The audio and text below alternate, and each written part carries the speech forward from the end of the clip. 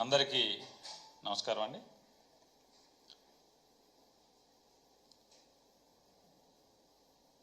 గడిచిన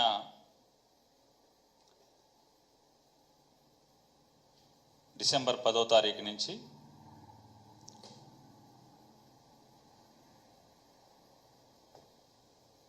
నా భార్య శ్రీమతి జయసుధ గారి పేరు మీద ఉన్నటువంటి అంటే వారిచే నిర్మాణం చేయబడినటువంటి గోడౌన్ని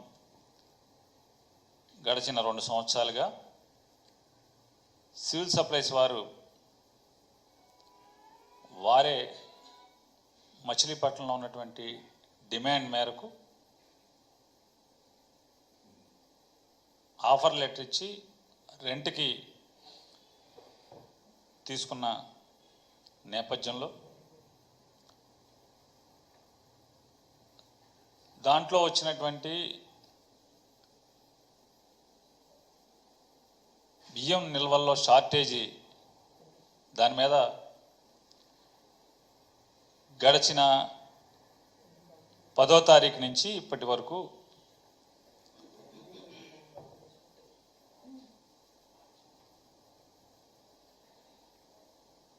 పేర్ని నాని ఒక అక్రమార్కుడిగా నేనేదో ఉద్దేశపూర్వకంగా తప్పుడు పనులు చేశానని చెప్పని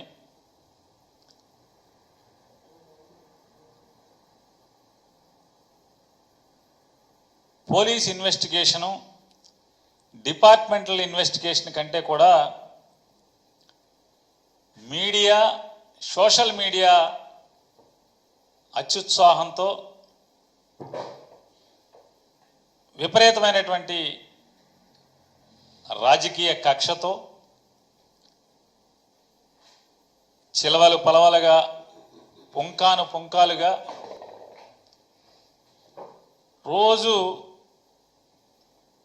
వండి వార్చుతున్నటువంటి పరిస్థితులన్నీ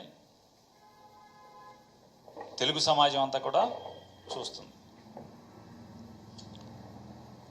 వాస్తవంగా దాంట్లో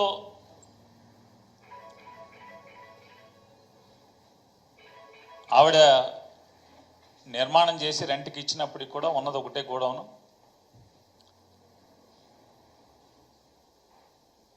మా అత్తమామలు కానీ మేం కానీ అంటే ఆలోచన ఏంటంటే వయసు 60కి దగ్గరికి వెళ్తున్నాం, రిటైర్ అయితే లేకపోతే ఏ వ్యాపకం చేయలేని అంటే రిటైర్ అంటే ఏదైనా వ్యాపారమో లేకపోతే కాంట్రాక్ట్లో ఇంకోటో ఏదైనా వ్యాపారం చేయలేని పరిస్థితులు ఉంటే ఏదైనా రెంట్ వస్తుంది అనే ఆలోచనతో చేసినటువంటి నిర్మాణం. రెండోది ఏంటంటే పోర్టు తొందరలో పూర్తవుతుంది, ఎవరో ఒకళ్ళు వచ్చి రెంట్ తీసుకుంటారనేటువంటి నేపథ్యంలో దాన్ని నిర్మాణం చేసిన పరిస్థితులు. సాధారణంగా నేను కానీ నా శ్రీమతి గారు కానీ అసలు దాంట్లోకి వెళ్తాం అనేది దానికి వెళ్ళి రోజు వెళ్ళి చూడటం లేకపోతే మధ్యలో వెళ్ళి చూడటం ఇట్లాంటి డే టు డే ఆపరేషన్స్ అన్నీ కూడా మేనేజర్ని పెట్టుకుని స్టాఫ్ని పెట్టుకుని ఆపరేషన్స్ జరుగుతున్నాయి. 25 నవంబర్ 2024 తారీఖున 25వ తారీఖు నవంబర్ 2024న ఆ గోడౌన్స్ కేర్ టేకర్గా ఉన్నటువంటి అంటే అక్కడ ఆపరేషన్స్ చూస్తున్నటువంటి మేనేజరు వచ్చి షార్టేజీ కనపడుతుందండి, ఏంటో మాకు అర్థం కాలేదు, రికార్డ్స్ అన్ని చూసుకుంటే లారీ కాట ఏదో తేడా కనపడుతుందండి, వేరియేషన్ ఉంది అని చెప్పని చెప్తే మేము కూడా ఆందోళన చెందిన మాట వాస్తవం. అంటే మా శ్రీమతి గారు ఆందోళన చెంది వెంటనే ఆవిడ 26వ తారీఖున ఇందులో మాకేం పాపం పుణ్యం తెలియదు, అయినప్పటికీ కూడా గవర్నమెంట్కి ఏదైనా నష్టం జరిగితే అది ప్రజాధనం కాబట్టి వెంటనే దాన్ని భర్తీ చేయాల్సినటువంటి నైతిక బాధ్యత మన మీద ఉంటుంది. కోర్టులకి వాటికి వీటికి వెళ్ళటం లేకపోతే వేచి చూడటం ఇట్లాంటి కరెక్ట్ కాదని చెప్పని, రెండు ఇట్లా లోపం ఉంది అని తెలిసినప్పుడు మనమే అధికారులు కనుక ఇంటిమేట్ చేస్తే అది సదుద్దేశమే మనది అనే ఉద్దేశంతో 26 నవంబర్న 2024 సంవత్సరం జాయింట్ కలెక్టర్ గారికి ఆవిడ ఒక రికమెండేషన్ ఇవ్వడం జరిగింది. అలాగే 30/11/2024న ఇది అంటే ఇప్పటికే చాలామంది దగ్గర ఉండుంటుంది. ఈ రికమెండేషన్లో ఆవిడ చెప్పారు 25వ తారీఖున ఇట్లా నాకు వచ్చి ఇంటిమేట్ చేశాడు, 26న ఇస్తున్నాను. టెక్నికల్గా మా పైన దోషం లేనప్పటికి కూడా నైతికంగా మేము దాన్ని ఆ బాధ్యతని తీసుకుని ఆ నష్టాన్ని భర్తీ చేయడానికి సిద్ధంగా ఉన్నాం. మీరు క్యాష్ కట్టమంటే క్యాష్, లేదంటే కనుక మార్కెట్లో ఓపెన్ మార్కెట్లో స్టాకు బియ్యాన్ని పర్చేజ్ చేసి మీకు అందజేయమంటే అందజేస్తామని చెప్పని లెటర్ ఇవ్వడం జరిగింది. అట్లాగే 10వ తారీఖున కూడా 10వ తారీఖు 30వ తారీఖున మేనేజర్ గోడౌన్ మేనేజర్ గారు కూడా ఆయన డిఎస్ఓ గారికి ఒక రికమెండేషన్ ఇచ్చారు. దీని మీదే ఇలా ఉంది, దానికి కారణాలు ఏమేంటి అనేది కూడా ఆయన ఈ రికమెండేషన్లో ఇచ్చారు. 4వ తారీఖున 4 డిసెంబర్ అంటే 26వ తారీఖున జాయింట్ కలెక్టర్ గారికి రికమెండేషన్ ఇస్తే 4వ తారీఖున జాయింట్ కలెక్టర్ గారు, జిల్లా సివిల్ సప్లైస్ అధికారులు అందరూ కలిసి ఇన్స్పెక్షన్ చేయటం, ఫిజికల్గా స్టాక్ వెరిఫికేషను, రికార్డ్ వెరిఫికేషను, మేనేజర్ని విచారణ చేసి వారు సివిల్ సప్లైస్ అధికారుల దగ్గర ఆ జాయింట్ ఇన్స్పెక్షన్ రిపోర్ట్స్ అన్నీ కూడా తీసుకున్న దరిమిలా అంటే వారొక రిపోర్ట్ని ఎండి గారికి కూడా రాయటం జరిగింది. ఇప్పుడు 4వ తారీఖున ఈ లెటర్ వారు ఎండి గారికి రాయటం జరిగింది, సివిల్ సప్లైస్ ఎండి గారికి. రాస్తే 10వ తారీఖు VC and MD civil supplies corporation వారు జాయింట్ కలెక్టర్ గారు రాసినటువంటి 4వ తారీఖు రాసిన లెటర్ మీద వారు రిప్లై ఇస్తూ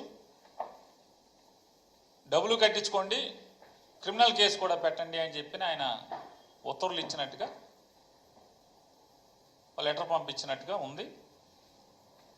ఆ లెటరు వచ్చిన దరిమిల 10వ తారీఖున శ్రీమతి జయసుధ గారు, నా భార్య శ్రీమతి జయసుధ గారి పేరు మీద, అట్లాగే మేనేజర్ పేరు మీద A1 A2లుగా రాత్రి 9 గంటల ఆ టైంకి ఎఫ్ఐఆర్ నమోదు చేసి 11వ తారీఖున కోర్టుకు పంపించారు. అట్లాగే 10వ తారీఖున జాయింట్ కలెక్టర్ గారు, కృష్ణా జిల్లా జాయింట్ కలెక్టర్ గారు ఈ నోటీస్ మీద సంతకం పెట్టారు. ఇది వారు 4వ తారీఖు రాసిన లెటర్. ఇది ఈ నోటీస్ మీద సంతకం పెట్టారు. ఈ నోటీసు శ్రీమతి జయసుధా గారికి, అట్లాగే మేనేజర్కి, వీసీ అండ్ ఎండికి, district manager, district magistrate and కలెక్టర్కి, superintendent of police Bandar taluka Machilipatnam రాశారు. For information station officer, RDO, tahsildar వీళ్ళందరూ కూడా తల కాపీ పెట్టారు. దాంట్లో వారు ఏం చెప్పారంటే, మీ దగ్గర స్టాకు వేరియేషన్ కనపడుతుంది, 3708 బస్తాలు. కాబట్టి దాని తాలూకా మీరు పెనాల్టీతో సహా కలిపి 1,70,50,800 జమ చేయండి 3 రోజుల్లోపు అని చెప్పని నోటీస్ మీద సంతకం అయితే పెట్టారు. కానీ దాన్ని శుక్రవారం 13వ తారీఖు శుక్రవారం మధ్యాహ్నం 2-3 గంటల మధ్యలో 2 గంటలు 3 గంటల మధ్యలో గోడౌన్కి ఎవరో ఒక అతను వచ్చి అంటించి వెళ్ళారని చెప్పని గోడౌన్లో ఉన్నటువంటి సెక్యూరిటీ గార్డు అప్పటికే 10వ తారీఖు ఎఫ్ఐఆర్ నమోదైన దృష్ట్యా మా లీగల్ టీం ఇవన్నీ కూడా బాధ్యతలు తీసుకుని న్యాయ సహాయం కోసం వారందరూ కూడా లేకపోతే ఇదంతా కూడా రికమెండేషన్లు ఇస్తూ తిరుగుతూ వారికి ఎప్పుడైతే గోడౌన్ దగ్గర సమాచారం వస్తే వారి ప్లేడర్లు వెళ్ళి చూసి ఆ శ్రీమతి గారికి అప్పటికే అంటే ఆవిడ ఇంటిమేషన్ చేయటం వెంటనే అంటే అనిపించింది ప్లేడర్లు నాతో చెప్పింది మేడం గారికి కూడా చెప్పామండి జయసుధ గారికి ఉద్దేశపూర్వకంగా 10వ తారీఖు సంతకం పెట్టినప్పటికి కూడా 13వ తారీఖు శుక్రవారం మధ్యాహ్నం బ్యాంకు టైమింగ్స్ అంటే bank operation timings edge of the మూమెంట్లో నోటీస్ అతికిచ్చి తెల్లారి శనివారం బ్యాంక్ హాలిడే ఆదివారం బ్యాంక్ హాలిడే కాబట్టి దీన్ని ఏదో ఫెయిల్ చేయాలనేటువంటి ఉద్దేశంతో దానికోసం అంటించినట్టుగా కనపడుతుందండి అని చెప్తే సరే ఎన్ని తిప్పలు పడ్డామా ఎన్ని పిల్లి మొగ్గలు వేశారా నా భార్య అందరూ కలిసి కుటుంబ సభ్యులు ఆవిడ చివరికి ఆ డబ్బుల్ని ఫెయిల్ అవ్వకూడదు అనేది చేసుకుని ఆ డబ్బుల్ని జమ చేసి జాయింట్ కలెక్టర్ గారికి లెటర్ ఇస్తూ ఆ లెటర్లో కూడా వారు చెప్పడం జరిగింది కేవలం నైతిక బాధ్యత తీసుకుని మీ యొక్క ఆదేశాలని గౌరవించటానికి మాత్రమే ఈ డబ్బు జమ చేస్తున్నాను తప్పితే మీరు దాంట్లో ఎట్రిబ్యూట్ చేసినటువంటి లేదా ఆరోపించబడినటువంటి ఏ నిందలు కానీ ఏ కార్యక్రమాలకు కానీ మేము అంగీకరించట్లేదు, మేము డినై చేస్తున్నాము అవన్నీ కూడా చెప్తూ వారికి లెటర్ కూడా ఇవ్వటం జరిగింది జాయింట్ కలెక్టర్ గారికి. అంటే జయసుధ గారు తరపున వకీల్ గారు ప్లేటర్ గారు వెళ్ళి జేసీ గారిని కలిసి అందజేయటం జరిగింది.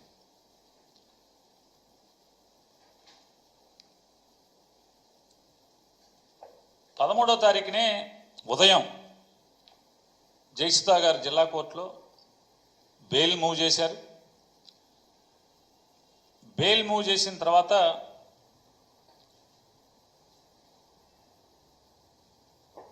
ఉద్దేశపూర్వకంగా బెయిల్ని డిలే చేయటం కోసం దానిలో ఉన్న పీపీని మార్చి నేను కొత్తగా ఛార్జ్ తీసుకున్నాను కాబట్టి అంటే విజయవాడ నుంచి డిప్యూటీ డైరెక్టర్ ప్రాసిక్యూషన్స్ హోదాలో ఉన్నటువంటి ఒక ప్రభుత్వ న్యాయ నిపుణులు అంటే గవర్నమెంట్ లీడర్ గారిని అపాయింట్ చేశారు.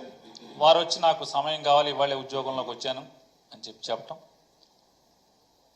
వెంటనే మళ్ళీ వాయిదా తీసుకోవటం, వాయిదా తీసుకున్న రోజు మళ్ళీ వచ్చి పోలీసులు కేస్ డైరీని కోర్టుకు సబ్మిట్ చేయలేదండి. ఎందుకంటే అది సరాసరి పోలీస్కి జడ్జి గారికి సంబంధించినటువంటి అంటే ఫైనల్ ఛార్జ్ షీట్ వేసే వరకు కూడా అది సీక్రెట్ డాక్యుమెంట్ కాబట్టి పోలీసు అప్పటి వరకు వారు ఏమేమి ఇన్వెస్టిగేషన్ చేశారు, ఈ దీంట్లో ఏమేమి వాళ్ళు తప్పులు కనుగొని పసిగట్టి డాక్యుమెంటరీ ఎవిడెన్స్తో సహా వారు నిర్ధారణకు వచ్చారో అవన్నీ కూడా జడ్జి గారికి రాసి ఇవ్వాల్సినటువంటి రిపోర్టు. ఆ రోజు కూడా పోలీసులు ఇంకా సిడి తయారు చేయలేదండి అని చెప్పిన వాయిదా తీసుకుని నెక్స్ట్ వెంటనే ఆ పీపీ గారితో సెలవు పెట్టించారు. సెలవు పెట్టించి మళ్ళీ ఇంకొక వాయిదా, పీపీ గారి సెలవు అంటే ఇంకొక వాయిదా, మళ్ళీ ఆ సెలవు రోజుకి ఆవిడ రారని చెప్పని కొత్తగా మళ్ళీ ఒక మూడో కృష్ణుని ఇంకో మూడో పీపీని కొత్తగా అపాయింట్ చేసి అంటే ఇదంతా అంటే ఏదో రకంగా శ్రీమతి జయసుధ గారిని అట్లాగే వారిని అరెస్ట్ చేయడమే కాకుండా పేర్ని నానిని కూడా ఖచ్చితంగా అరెస్ట్ చేయాలనేటువంటి రాజకీయ కక్షతో ఈ కార్యక్రమాలన్నీ చేసుకుంటూ వస్తున్నారు. ఇదైతే అంటే నేను చూశాను చాలామంది టీవీ విశ్లేషకులు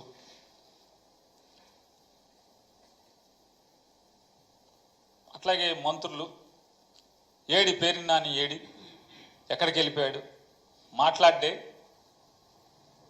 ఇన్నాళ్ళు ప్రతిదాన్ని వైసీపీ తరపున భుజాన్ని వేసుకుని మాట్లాడేవాడు. వాడి విషయానికి వచ్చేప్పటికి ఆడేం మాట్లాడట్లేదు. ఏమైపోయాడు? పారిపోయాడు.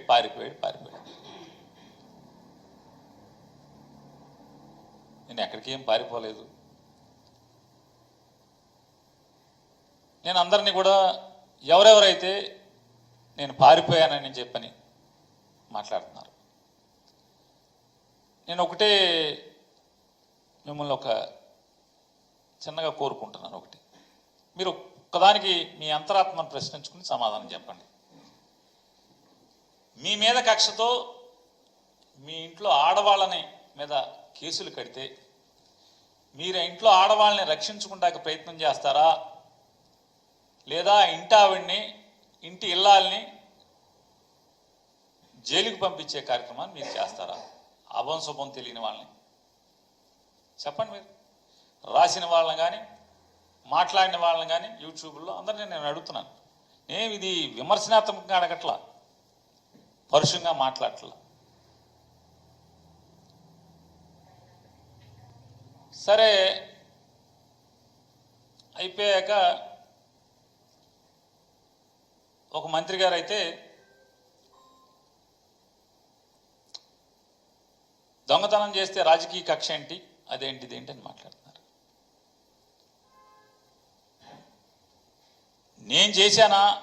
నేను చేశానని చెప్పని మీకు ఆధారాలు ఉన్నాయా? ఎలా మీరు నేను దొంగతనం చేశానని మీరు మాట్లాడతారు? ఇన్వెస్టిగేషన్ కంప్లీట్ అవ్వలేదని చెప్పనేమో మీ పోలీసులే చెప్తున్నారు. ఆల్రెడీ నిన్న కేస్ డైరీ కోర్టుకి ఇచ్చి దాంట్లో కూడా ఈ విషయాలు ఏం మాట్లాడలేదని చెప్పని అంటున్నారు. ఇవన్నీ మీడియాలో వచ్చినాయి, నేను కాదు. నేను కోర్టుకు వెళ్ళలేదు. అన్నీ కోర్టు వ్యవహారాల దగ్గర నుంచి పోలీసులు ఏం చేయాలి, ఎవరేమనుకుంటున్నారు, మీరు ఎందుకు ఈ చేయరు అవి చేయరు అని కూడా రాసేటువంటి పెద్దలందరినీ కూడా నేను అడుగుతున్నాను ఒక మాట.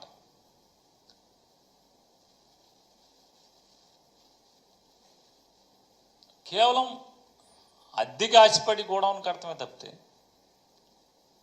అద్దె వస్తుంది, దాని మీద లోన్ ఉంది, ఓ 3 ఏళ్ళో 4 ఏళ్ళకో లోన్ తీరిపోతే తర్వాత ఖర్చులు పోను వచ్చేది ఉంటే సరే చచ్చిపోయే వరకు బతకడానికి సరిపోద్దని కట్టింది తప్పితే తప్పుడు పనులను చేద్దామని కాదు కదా. నిజంగా తప్పుడు పనులను చేయాలంటే ఇదే కావాలా? ఇది చేస్తాడు ఎవడన్నా? ఇది చేస్తారా? ఇప్పుడు నేనేమన్నా పిచ్చోడినా, లేకపోతే హ్యాబిచువల్ అఫెండర్నా? నేను అలవాటు పడిపోయినటువంటి నేరస్తున్నా?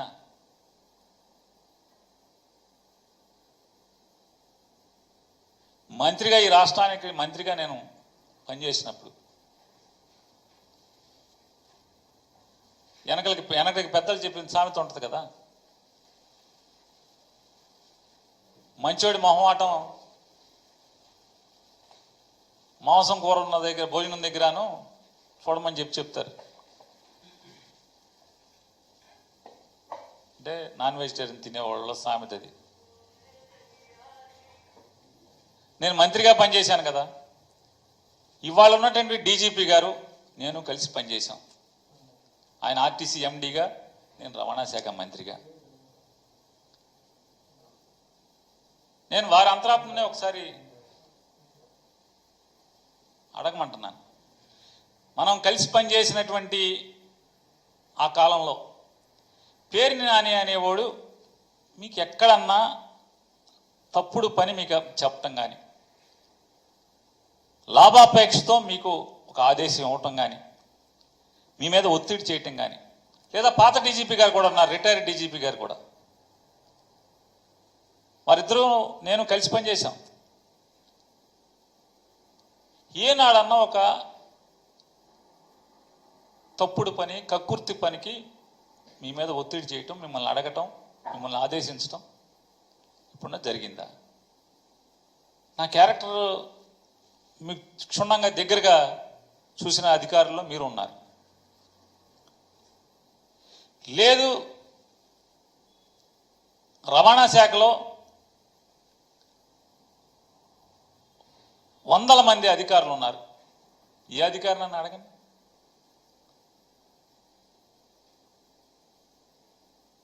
ఇవాళ నా గురించి చెడుగా మాట్లాడుతున్నటువంటి ఒక మంత్రి గారు, ఆయన తల్లకిందులు తపస్సు చేసి చేయని ప్రయత్నం లేదు.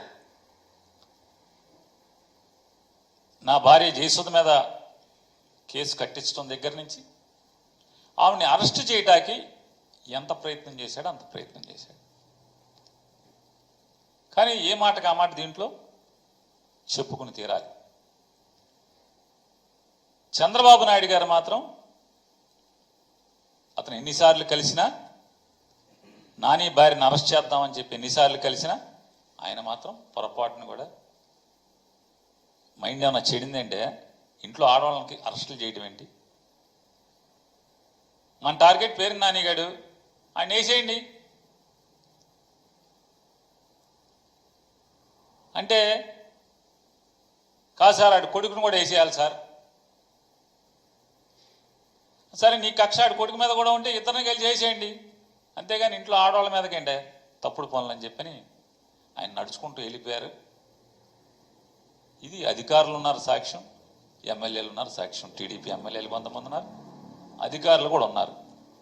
నాదెండ్ల మనోహర్ గారు కూడా పక్కనే నుంచుని ఉన్నాడు ఈ కాన్వర్సేషన్ జరిగినప్పుడు. తప్పే ఉంది. రాజకీయ వైరం మాకు చంద్రబాబు నాయుడు గారికి ఉంది, కానీ ఆయన హుందాగా ప్రవర్తించినప్పుడు చెప్తాం తప్పే ఉంది. ఇవాళ రాజకీయ కక్ష లేదని మాట్లాడతారు. రాజకీయ కక్ష లేకపోతే సరాసరి మేనేజర్ మీద, నా మీద ఇప్పుడు జరిగే ప్రయత్నం అదే కదా. రేపో ఎల్లుండో, ఎందుకంటే 2వ తారీఖు స్క్వాష్ ఏదో వేసినట్టున్నారు మేనేజర్ ఇంట్లో వాళ్ళందరూ. 2వ తారీఖు ఏదో వాయిదా పడినట్టు ఉంది. 2వ తారీఖు లోపు ఎక్కడన్నా గాలించి ఆ మేనేజర్ని తీసుకొచ్చి అతనితో బలవంతంగా 4 పీకో 10 పీకో తెలకాయితల మీద సంతకాలు పెట్టించి నా పేరు రాసుకుని నన్ను అరెస్ట్ చేయడమే కదా ఇక మిగిలి ఉన్నది. మనకు అర్థమవుతున్నది కదా, నన్ను నా కొడుకుని ఇద్దరిని అరెస్ట్ చేయడమే కదా ఇక మిగిలి ఉన్నది. కానీ ఇంట్లో ఆడవాళ్ళ జోలికి వెళ్తాం ఎంతవరకు అని అడుగుతున్నాను నేను అబద్ధం చెప్పాల్సినటువంటి పని లేదు.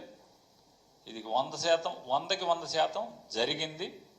కావాలంటే అది బాగోదు కాబట్టి ఏ తారీఖు ఎన్ని గంటలకి ఎక్కడ కూడా నేను చెప్పగలను. ఈ కాన్వర్సేషన్ జరిగింది. చంద్రబాబు నాయుడు గారు ఆడవాళ్ళని అరెస్ట్ చేయడం అంటే ఇంట్లో ఆడవాళ్ళని అరెస్ట్ చేస్తారండి, బుద్ధి లేదా అని తిట్టినా కూడా బెయిల్ రాకుండా విపరీతమైన డిలే ప్రయత్నం చేస్తూనే వచ్చారు. 13వ తారీఖున బెయిల్ పిటిషన్ మూవ్ చేస్తే ఉద్దేశపూర్వకంగా పీపీలని మార్చి, పీపీలని సెలవులు పెట్టించి 27వ తారీఖు వరకు, అది కూడా బలవంతంగా జడ్జి గారు నేను ఎట్టి పరిస్థితుల్లో వాయిదా ఇవ్వను, ఇవాళ చేసేస్తాను అని చెప్పిన తర్వాత 27వ తారీఖు చేయాల్సిన పరిస్థితి వచ్చింది.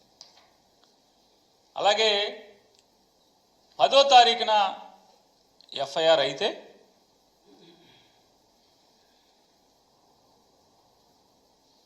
ఏం చేయాలి?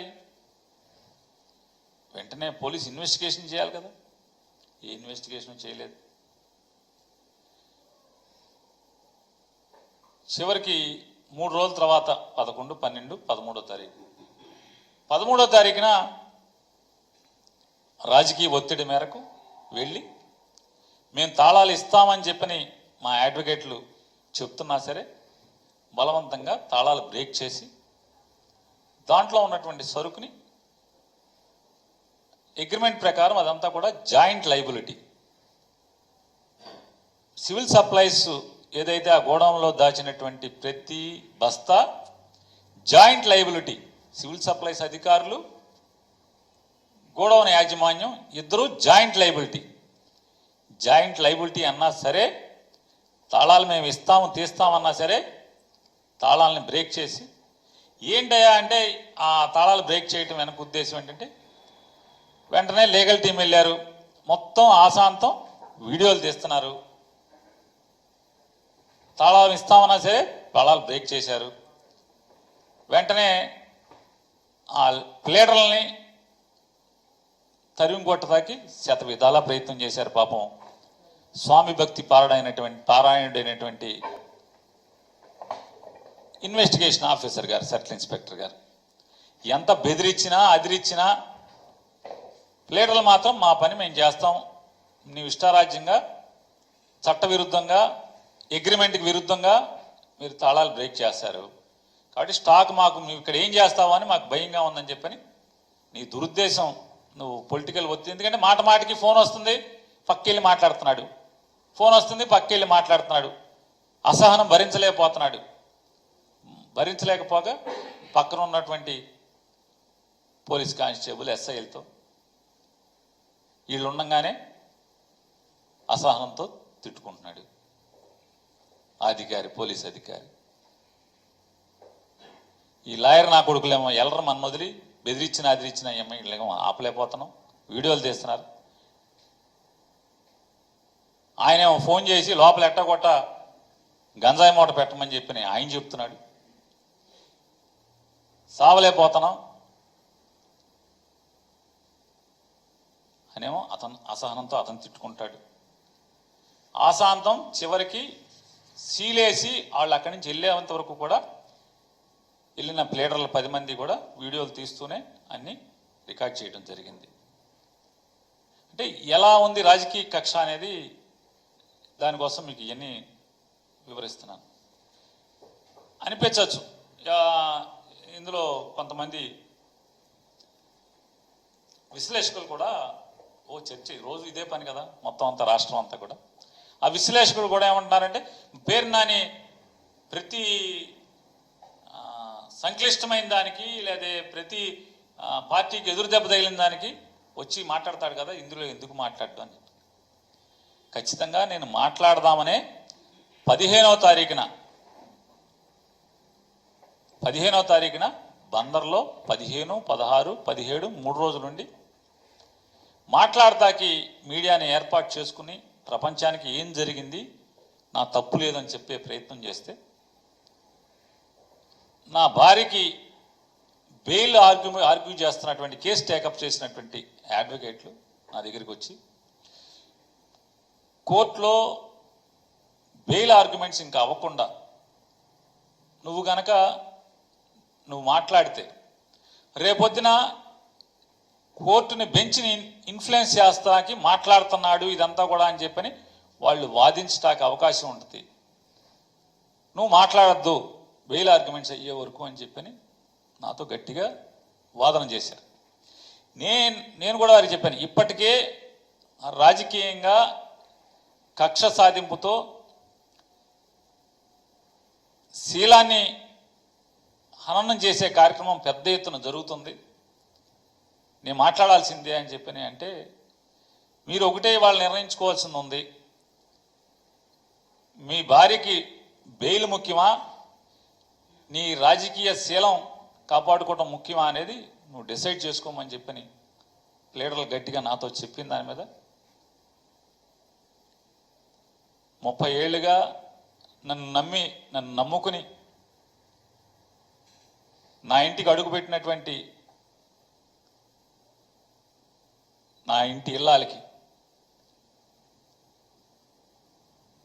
ఆవిడ ఏ రోజు రాజకీయాల్లోకి తొంగి కూడా చూడనటువంటి, దేవుడు పూజలు తప్పితే మరొక వ్యాపకం కూడా లేనటువంటి ఆవిడ మీద నన్ను చేసుకున్న పాపానికి ఎంత ఆవిడ వ్యక్తిత్వాన్ని, నిజంగా అదృష్టం ఆవిడ ఆత్మహత్య చేసుకోకుండా మిగిలి ఉంటాం. ఎంత నీచంగా ఆవిడ క్యారెక్టర్ని అసాసిన్ చేస్తూ, నేను ఇవాళ ప్రెస్ మీట్ పెట్టానంటే రాత్రికో పొద్దున్నే టీడీపీ జనసేన అఫీషియల్ వాళ్ళ తరపున వకాల్తా పుచ్చుకుని మాట్లాడే యూట్యూబర్స్ ఎంత అసభ్య పదజాలంతో, ఎంత అసహ్యంగా ఆవిడ గురించి పోస్టులు పెట్టేవాళ్ళు. అంటే రాజకీయాల్లోకి వచ్చాక ఇంత అసహ్యంగా దిగజారిన పరిస్థితులు. అంటే వైఎస్ఆర్ కాంగ్రెస్ పార్టీ నుంచి ఈడు గట్టిగా మాట్లాడుతున్నాడు కాబట్టి ఈయన్ని కొంగదీయాలంటే ఇంట్లో వాళ్ళని అటాక్ చేస్తే ఈడు మాంతాడనేది ఎత్తుగడగా ఇంత నీచంగా ఉన్న పరిస్థితుల్లో అంటే ఆవిడకి ఏమి ఇచ్చాను? అంటే మా గురించి, కుటుంబం గురించి, నా భార్య గురించి తెలవనోడు ఏం మాట్లాడుకుంటాడు? ఏమని మాట్లాడుకుంటారు? నిజమే యూట్యూబ్లో వస్తే అంతే కదా, నిజమేమోనే కదా. చివరికి నన్ను చేసుకున్న పాపానికి చివరికి ఆ కళంకం, ఆ నిందలు, ఆ బురద కూడా అంటే ఈ దిక్కుమాలిన రాజకీయాల్లో నేను తిరగటం వల్ల ఆ రకంగా చేసి ఇవాళ నా మీద కక్ష సాధింపుతో, అంటే నా మీద కక్ష సాధింపు ఎందుకని నేను అంటున్నానంటే, సివిల్ సప్లైస్ డిపార్ట్మెంట్లో అది ఎంఎల్ఎస్ పాయింట్లోనా లేదా రేషన్ షాప్లోనా? ఎంఎల్ఎస్ పాయింట్లోనా? ఎంఎల్ఎస్ పాయింట్ అంటే ప్రభుత్వ అధికృత బియ్యం గోడౌన్, అక్కడ కానీ లేదా బఫర్ గోడౌన్లో కానీ లేదా రైస్ మిల్లులో కానీ ఈ బియ్యం ఎక్కడైతే వడ్లని బియ్యంగా మార్చబడతాయో రైతుల దగ్గర నుంచి ధాన్యం కొనుగోలు చేసి ఆ ధాన్యాన్ని రైస్ మిల్లర్కి జాబ్ వర్క్గా ఇచ్చి ఆ 100 కేజీల ధాన్యానికి 64 కేజీలు ఎంతో సుమారుగా, యాక్యురేట్గా నేను చెప్పలేను, సబ్జెక్ట్ టు కరెక్షన్, 64 కేజీల బియ్యాన్ని ప్రభుత్వానికి అప్పచెప్పే బాధ్యత మిల్లర్లకి అప్పచెప్పటం. కానీ అక్కడి నుంచి ఫెయిర్ ప్రైస్ షాప్ దాకా జరిగేటువంటి లేదా షార్టేజీలు కానీ ఎక్కడన్నా కానీ ఫిల్ఫ్రేజెస్ కానీ లోపాల్లో కానీ డబ్బు కడతాను అంటే డబ్బు కడతానికి ముందుకొచ్చినా కూడా డబ్బు కట్టించుకొని క్రిమినల్ కేసు కూడా కట్టిన ఈ రాష్ట్రంలో ఒక్క సంఘటన ఉంటే చెప్పమని అడుగుతున్నాను. ఒక్క సంఘటన ఉంటే చెప్పమని అడుగుతున్నాను.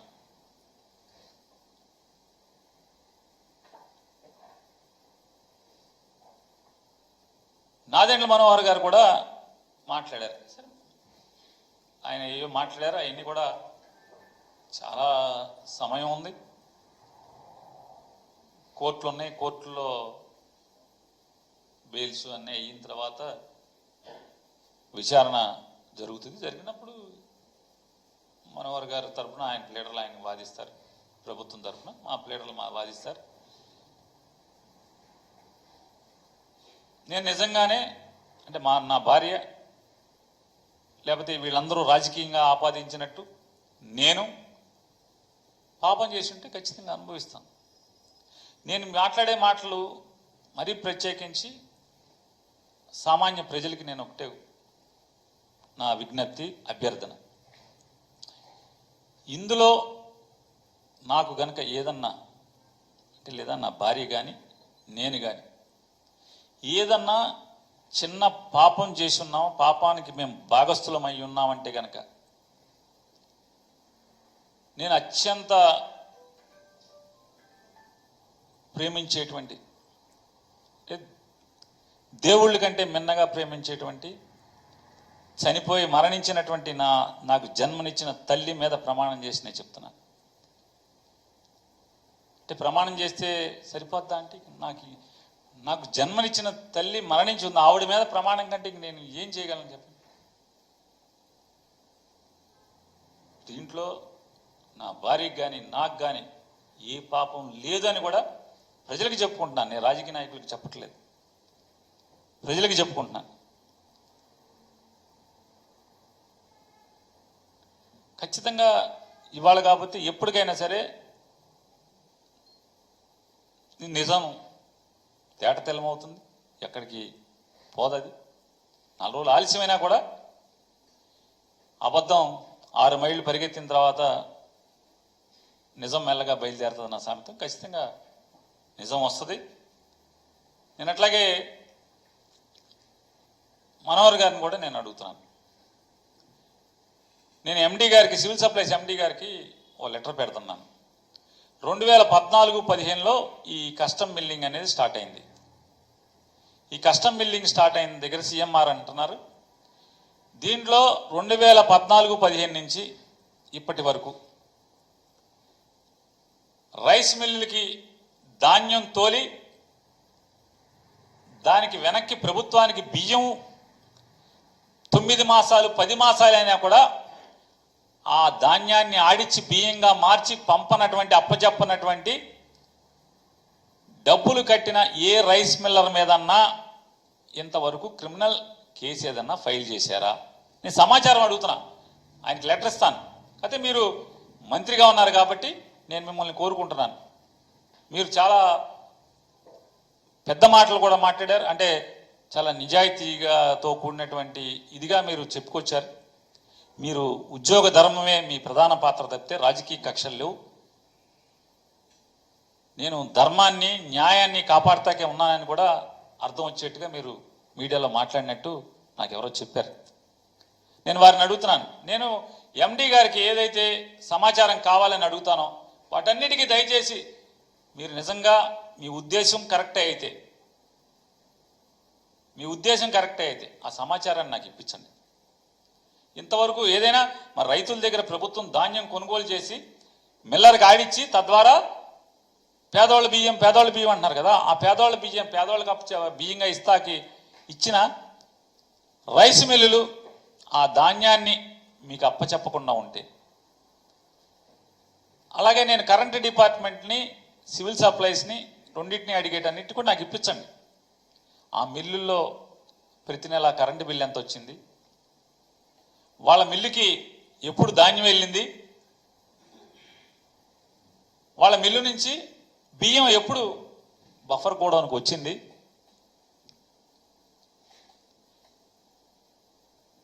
ఆ వివరాలు.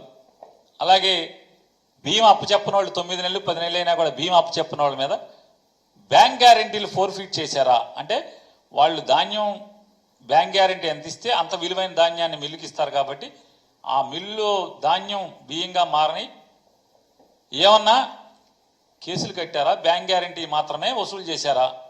అంటే ధాన్యం విలువ మాత్రమే వసూలు చేసుకున్నారా? కేసులు కూడా కట్టారా? లేదు ఎగ్గొట్టిన వాళ్ళ మీద ఇంతవరకు ఏమన్నా ఎక్కడెక్కడ ఏం చర్యలు తీసుకున్నారు? అలాగే ఎంఎల్ఎస్ పాయింట్లో అంటే ప్రభుత్వ అధీకృత గోడౌన్లో పీడిఎస్ రైస్ ఉంచే చోట బియ్యం మాయమైతే లేదా షార్టేజ్ వస్తేనో మాయమైతేనో డబ్బులు వసూలు చేసినా కూడా ఏ అధికారి మీదన్నా కేసులు కట్టారా? డబ్బులు వసూలు చేసి ఊరుకున్నారా? అంటే నాకు ఈ సమాచారం కావాలి, అడుగుతున్నాను. నాకు ఇప్పించి పెట్టండి, అన్ని ఎండి గారికి ఇస్తాను. రాష్ట్ర వ్యాప్తంగా ఈ రాష్ట్రం విడిపోయిన దగ్గర నుంచి నేను అడుగుతున్నాను. పక్క రాష్ట్రం గురించి మనకు అనవసరం, కంబైన్డ్ స్టేట్ గురించి మనకు అనవసరం. అలాగే గోడౌన్ల దగ్గర కూడా ఏమన్నా జరిగితే డబ్బులు కట్టించుకుని వదిలేశారా? కేసులు కట్టారా? రేషన్ షాప్లో కూడా బియ్యం కనపడకుండా పోతేనో, తప్పులు దొరికితేనో, ఇంకోటో చేస్తే కేసులు కట్టారా? అదే డబ్బులు వసూలు చేశారా? కేసులు కట్టారా? క్రిమినల్ కేసులు ఏమన్నా కట్టారా? అలాగే 47,000 టన్నుల్ని మీరు సీజ్ చేశారేదో అన్నారు. ఎవరన్నా అరెస్ట్ చేశారా? పేరు నాని భార్య ఎంబడపడినట్టు, పేరు నాని ఎంబడపడినట్టు ఈ టీవీల్లో, పేపర్లో, యూట్యూబ్లో గడిచిన 20 రోజులుగా నన్ను చిత్రవద చేస్తున్న స్థాయిలో 47,000 టన్నులు కదా మీరు సీజ్ చేసింది. ఏ దాంట్లో ఎఫ్ఐఆర్లో ఉన్న ముద్దాయిల మీద ఉన్న స్టోరీలు రాశారా? ఇన్వెస్టిగేటివ్ ఐటమ్స్ రాశారా? ఫాలో అప్ పేజీలతో స్టోరీలు రాశారా? కోర్టులో ఆ రోజు హీరింగ్ ఉందంటే పెద్ద స్టేట్ ఐటమ్ అంటే జడ్జి గారు చదవాలి, అమ్మో ఇడు దొంగ అనుకుంటా, పెద్ద పేపర్ రాసింది, రెండో పేపర్ రాసింది లేదా మూడో పేపర్ రాసింది అనుకుని జడ్జి గారు బిగుసుకుపోవాలి. న్యాయం వీళ్ళకి దొరకకూడదు. సహజం, ఎవరైనా మనుషులే కదా, న్యాయస్థానంలో ఉన్న వాళ్ళనే అందరూ మనుషులే కదా. ఇదేదో కాంప్లికేటెడ్ కేసు లాగుంది, ఇదేదో పెద్ద భూతం లాగుందని చెప్పని రావాలి. నేను అడిగాను ఒక ఆయన్ని, విలేకరే కాకపోతే నా 20-25 ఏళ్ళ నుంచి బాగా, నేను మొదటిసారి ఎమ్మెల్యేనే, అప్పుడు ఆయన ఒక మంచి విలేకరి, ఇవాళ పెద్ద స్థాయిలో ఉన్నారు. ఆయన అడిగితే, ఏమండి ఇది ధర్మమా? ఇంత అసహ్యంగా ఇంత ఘోరంగా ఎట్రిబ్యూట్ చేసి రాయటం అనేది ధర్మమా అంటే నవ్వుతూ, ఇవాళ మా ఓనర్ గారికి జగన్మోహన్ రెడ్డి కంటే కూడా నువ్వే మొదటి టార్గెట్ మాకు అని చెప్పి ఆయన నవ్వుల్లోనే మాట్లాడు. ఓ పోన్లేండి, మంచిదే, సంతోషం. ఏదోటి ఈ రకంగా జగన్మోహన్ రెడ్డి గారి కన్నా కూడా నన్ను పెద్దోడిగా మీరు ఊహించుకుంటున్నారు, సంతోషం. నా నాయకుడి కంటే కూడా నేనే ముందు టార్గెట్గా మీకు ఇవ్వటం అనేది, సరే ఏదున్నా భగవంతుడు ఉన్నాడు. అలాగే ఎండి గారు నేను అడిగే దాంట్లో మనోహర్ గారిని నా రిక్వెస్ట్, ఎండి గారితో సమాచారం ఇప్పించమని. 2017 జూలైలో అని నాకున్న సమాచారం ఎవరో నాకు చెప్పారు. 2017 జూలైలో Machilipatnam central warehousing corporation, కేంద్ర ప్రభుత్వ సంస్థ, గిడ్డంగుల సంస్థ, దానిలో సుమారుగా ఒక 100 టన్నులు షార్టేజ్ వస్తే డబ్బు కట్టించుకున్నారా, ఎవరి మీదన్నా కేసు కట్టారా? మరొక సమాచారం కూడా నాకు కావాలి, ఇప్పించి పెట్టండి. నేను వేడుకుంటున్నాను మనోహర్ గారిని. 2017-18 సంవత్సరాల్లో 2017-18 సంవత్సరాల్లో ప్రస్తుత క్యాబినెట్లో ఉన్నటువంటి ఒక మంత్రి గారు, ఆయనే రైస్ మిల్ ఓనరు, ఆయన పేరు మీదే రైస్ మిల్ లైసెన్స్ ఉంది. వారికి పంటలు మొదలయ్యేది నవంబర్ 15-20 తారీఖు నుంచి కృష్ణా జిల్లాలో కోతలు బిగినవుతాయి. వెస్ట్ గోదావరిలో అయితే కొంచెం అక్టోబర్ ఆఖరు నవంబర్ ఫస్ట్ వీక్లో బిగినవుతాయి, ఈస్ట్ వెస్ట్లో. కృష్ణాలో నవంబర్ 15-20 నుంచి బిగినవుతాయి. ఆ మంత్రి గారి మిల్లుకి నవంబర్ ఆఖరు, డిసెంబరు, జనవరి, ఫిబ్రవరి, ఈ 4 మాసాల్లో ప్రభుత్వం ఆయనకి ధాన్యం రైతుల దగ్గర కొని అప్పచెప్పితే, మళ్ళీ అక్టోబర్ నవంబర్ కూడా, నవంబర్ దాకా అంటే మళ్ళీ కోతలు వచ్చేసినాయి. అప్పటి వరకు కూడా బియ్యాన్ని అప్పచెప్పకపోతే అప్పుడున్నటువంటి ఒక నికార్సైన జాయింట్ కలెక్టర్, మంత్రి అని కూడా చూడకుండా ఆ మంత్రి గారి బ్యాంక్ గ్యారంటీలు ఫోర్ఫీట్ చేశారు. అంటే ఆయన ఇచ్చినటువంటి బ్యాంక్ గ్యారంటీల్ని నగదుగా ప్రభుత్వ ఖాతాకి జమ చేసుకున్నారు అని చెప్పి అంటున్నారు. నేను ఆ సమాచారాన్ని అడుగుతాను, కొద్దిగా అది ఇప్పించి పెట్టండి. అవునా కాదా, నిజమా కాదా, అది తప్పుడు ఆరోపణ, నాకు ఇప్పించి పెట్టండి. ఒకవేళ అది నిజమైతే ఆ మంత్రి గారి మీద కేసు ఎందుకు కట్టలేదు? పోనీ పెనాల్టీ వేశారా? పెనాల్టీ కూడా వేసాను. ఏదైనా ఈ సమాచారాన్ని ఇమ్మని, అలాగే నేను అడిగే ప్రతిదాన్ని ఎండి గారితో చెప్పి సమాచారం ఇప్పించి పెట్టమని చెప్పని, ఈ రాష్ట్రంలో ధర్మాన్ని, న్యాయాన్ని 4 పాళ్లలో నడిపే ప్రయత్నం చేస్తూ అధర్మాన్ని, అవినీతిని కూకటి వేళ్లతో పీకేయడానికి ప్రయత్నం చేస్తున్నటువంటి మనోహర్ గారికి మరీ అభ్యర్థిస్తున్నాను. ఎందుకంటే ఆయనకి రాజకీయ కక్ష లేదు, కేవలం విధి నిర్వహణ మాత్రమే. వారు కూడా చెప్పారు. అన్ని నాతో కొంతమంది మిత్రులు చెప్పారు. మా కార్యకర్తలు అడుగుతున్నారు, ఇంకా పేరు నాని కానీ లోపల వేయలేదండి, ఇంకా లోపల వేయలేదంటే అని చెప్పాను.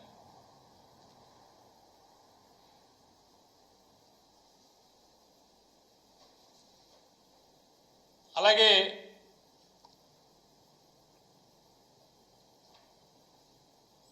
బియ్యం నేను అమ్మేశానని, అవినీతి చేశానని ఒక చిన్న ఒకసారి మీరు కూడా ఆలోచించేయమని సామాన్యుల్ని. ఏదో అన్న సామెత అంటారు, చెమటోడి ముందు శంఖం ఊదినట్టుగా ఇక రాజకీయాల్లో నన్ను వ్యతిరేకించేవాళ్ళు, ద్వేషించేవాళ్ళు, పనిగట్టుకుని నన్ను నా వ్యక్తిత్వాన్ని కైమా కొట్టుదామని ప్రయత్నం చేసే వాళ్ళకి ఇంక నేను చెప్పేది ఏముంటుంది, సామాన్యులకి మాత్రం, సామాన్య ప్రజలకి నేను ఒకసారి ఆలోచించమని అభ్యర్థిస్తున్నాను. సాక్షాత్తు నాదెండ్ల మనోహర్ గారే ఎక్కడో చెప్పినట్టుగా నేను విన్నాను.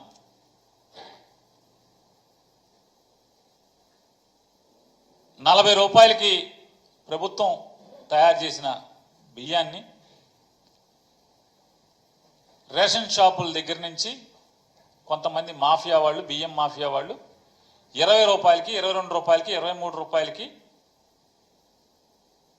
ట్రాన్స్పోర్ట్తో సహా కలిపి అప్పచెప్తున్నారు అని చెప్పని చెప్తున్నారు. ఇంకొక మంత్రి గారు ఏం చెప్పారంటే, ఇది ఆ ప్రభుత్వంలో అప్పటి నుంచి కూడా జరిగింది, అప్పుడే జరిగింది ఇది అని చెప్పని మాట్లాడారు. నేను అడుగుతున్నాను, 20కి, 22కి, ₹23 మార్కెట్లో రేటు ఉందని చెప్పినప్పుడు, ఒకవేళ నేను తప్పుడు పని చేసి నేను అమ్మితే ఎంతకు అమ్ముతాను? అంటే నేను 3 సార్లు ఎమ్మెల్యే చేసినోడిని, ప్రభుత్వ రూల్స్ ఇవన్నీ తెలిసినోడిని, ప్రభుత్వంలో ఒక దగ్గర 2 సంవత్సరాలు 9 మాసాలు మంత్రిగా చేసినోడిని. దీని పర్యవసానాలు ఎలా ఉంటాయో తెలీదా? 2 మంత్రిగా ఉన్నప్పుడే, ఎమ్మెల్యేలుగా ఉన్నప్పుడే బల్ల కింద చేయి పెట్టినోడిని, తప్పుడు తనంగా డబ్బులు సంపాదించిన వాడిని, ఆలోచన కూడా లేనివాడిని. దీనికా ఇప్పుడు జాయింట్ కలెక్టర్ గారు నా శ్రీమతి గారి దగ్గర వసూలు చేసిన డబ్బు కేజీ ఎంత పడిందో తెలుసా అండి? ₹94. కేజీ బియ్యం ₹94 చొప్పున వాడు వసూలు చేశారు. ఏమీ తెలీదా? రెండోది, మీరు ఎవరినన్నా గోడౌన్ ఓనర్ని ఇంకెవరినో అడగండి, ఓనర్ కనుక దాంట్లో బియ్యాన్ని ఏదో ఒకటి చేస్తే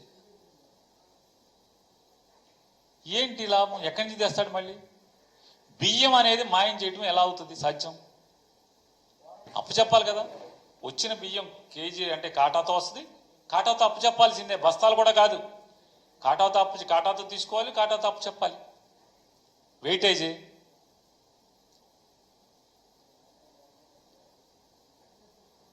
ఇంకో మంత్రి గారు చెప్పే కదా, ఆ గవర్నమెంట్ ఉందని. గవర్నమెంట్ ఎప్పుడు పడిపోయింది? జూలైలో పడిపోయింది. గవర్నమెంట్ జూలైలో పడిపోతే నవంబర్ దాకా ఖాళీ కూర్చుంటారా? నిజంగా నేను తప్పుడు బుద్ధోడిని అయితే, అక్రమార్కుడిని అయితే 5 నెలలు ఖాళీ కూర్చుంటారా?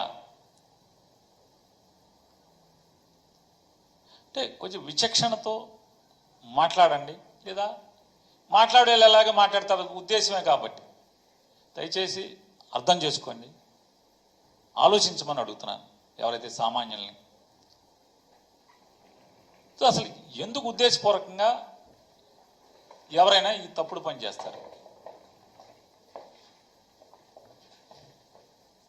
ఎవరయ్యా అండి ఈ మాటలు మాట్లాడేది? ఎన్ఆర్జీఎస్ ఉపాధి హామీలో మా నియోజకవర్గానికి కూడా ₹23 కోట్ల పవన్ కళ్యాణ్ గారు శాంక్షన్ చేశారు.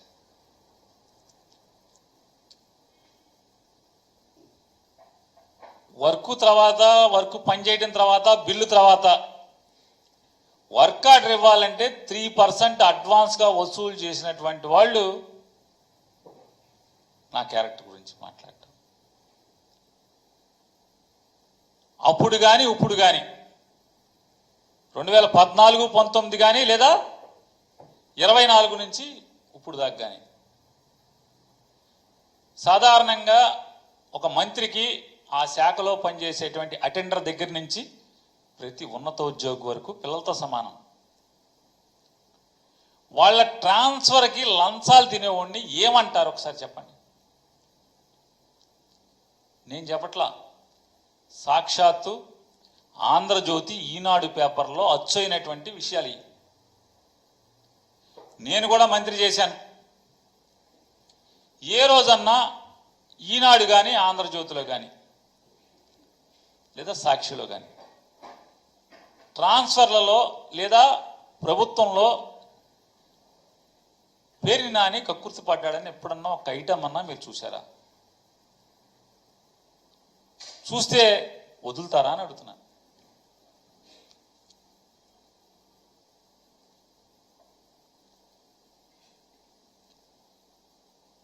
అలాగే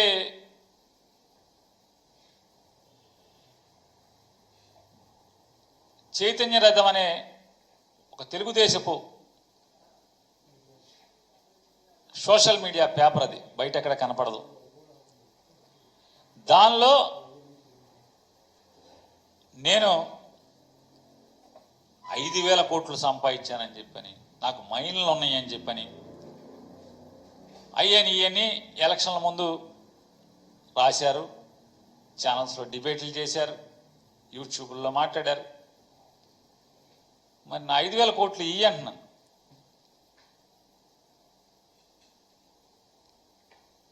మైళ్ళు ఉంటే సీజ్ చేసేయండి.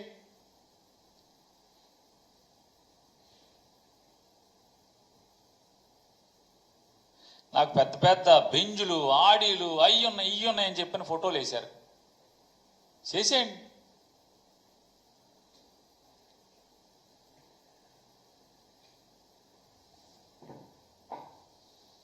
అలాగే ఇప్పుడు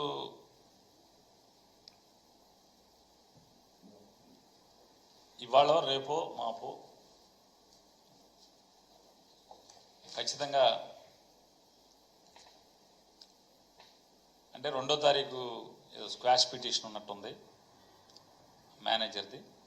ఆ స్క్వాష్ లోపు ఇప్పుడు ఎంతమందిని పోలీస్ స్టేషన్లో కొడుతున్నారో, మగ్గ తీసుకో రోజు పొద్దు నుంచి రాత్రి దాకా ఉంచుతున్నారో, ఏదో రకంగా ఆ మేనేజర్ని తీసుకొచ్చి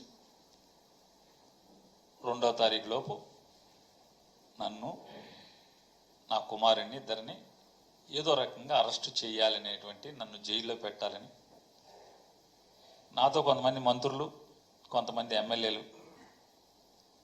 మాట్లాడటం జరిగింది.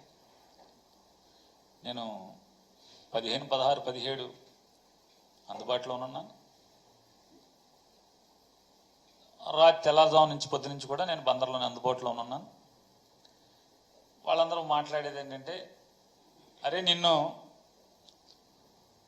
ఒక్క రోజన్నా జైల్లో పెట్టకపోతే అసలు మా వాళ్ళు ఎవరు ఊరుకునేట్లేరురా, అందులో మరీ ప్రత్యేకించి మీ ఊరోడు అసలు నిద్రపోవట్లేదు, చంద్రబాబుని చంపేస్తున్నాడు, రోజు ఇదే పనిలో ఉన్నారు అని చెప్పాను. తప్పకుండా.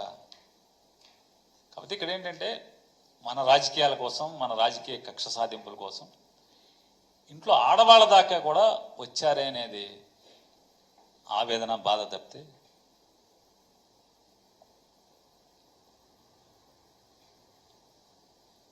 మరొకసారి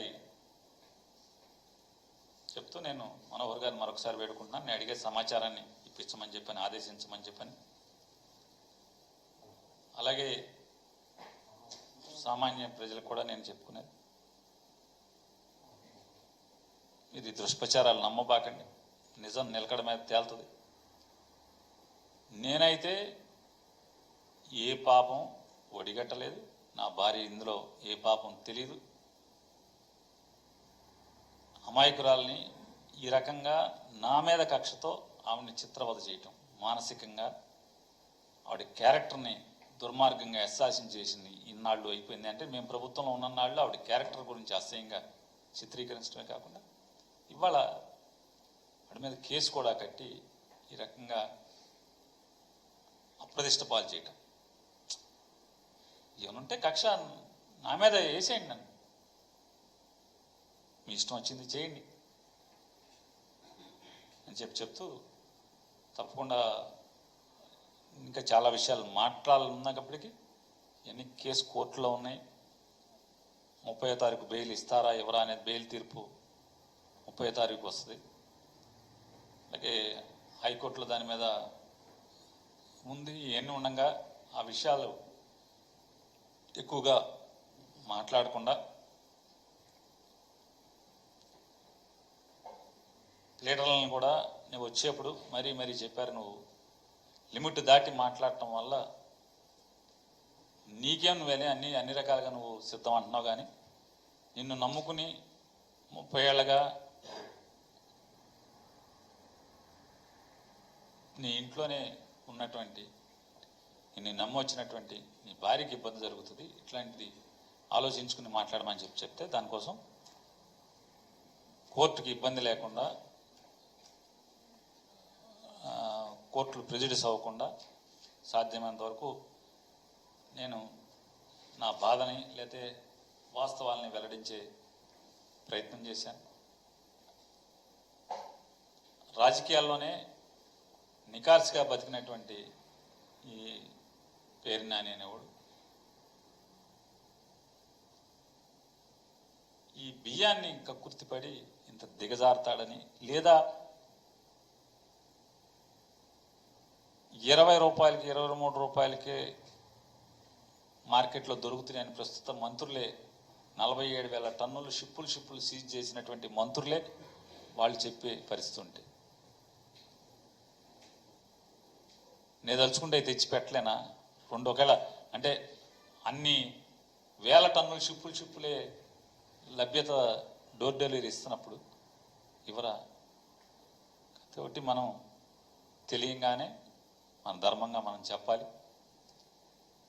మనం ఏదన్నా కానీ అది సూపర్వైజరీ లోపమన్నా కానీ ఏదన్నా కానీ నైతికంగా మనది బాధ్యత ఉన్నట్టు కాబట్టి మీరు చెప్పండి.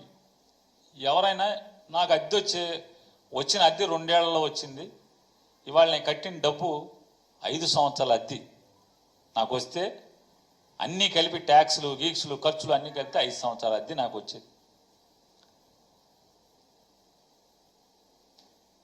ఇది తెలీదా? తప్పులు చేస్తే పాపాలు చేస్తే ఎట్లా జరుగుతుందో.